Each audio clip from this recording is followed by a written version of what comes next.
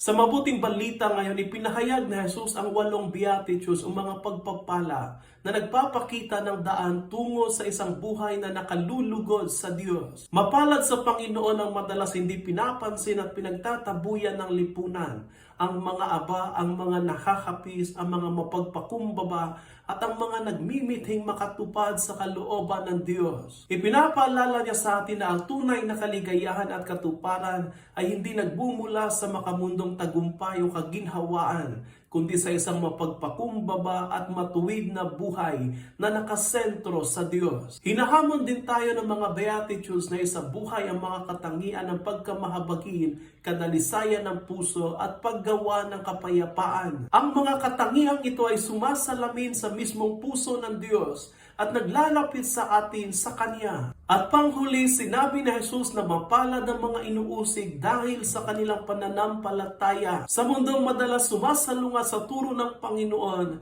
tinatawag tayo na manindigan ng matatag sa ating paniniwala at tiisin ang anumang mga pagsubok na dumating sa ating buhay.